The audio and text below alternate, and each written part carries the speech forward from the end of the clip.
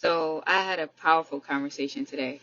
Someone told me, they said, I'm scared to find out who I am because what if I don't like some sides or some parts of who I really am? And that was such a profound thing to me because I think finding out who you are is the boldest thing you can do. Facing the truth about who you really are is the boldest thing you can do. In fact, it's the only way that you can really change who you are or who you become or who you are becoming. And so it's not even about focusing on the parts that we don't like. It's more about accepting the things that we think may not fit into what we're supposed to be, right? In life, sometimes we can have control or want control, right?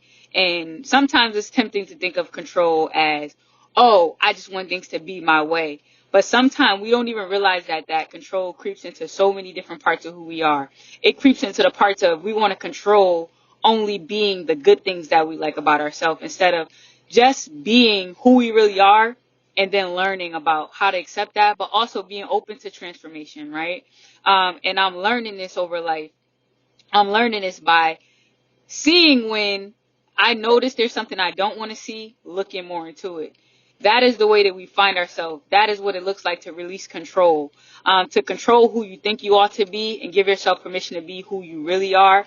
And then if there's some things that you want to see change, then being bold enough to be open to researching, discovering, asking God, how do I transform in these areas? That's what it means to renew in our minds. We cannot renew in our minds until we know what there is to be renewed, right? You have rust that's growing in your tires, right, on your car. You won't be able to change it or you won't know to change those tires or those rims until you acknowledge that the rust is there, right? And so sometimes we want to be squeaky clean. Sometimes we just want to come off perfect.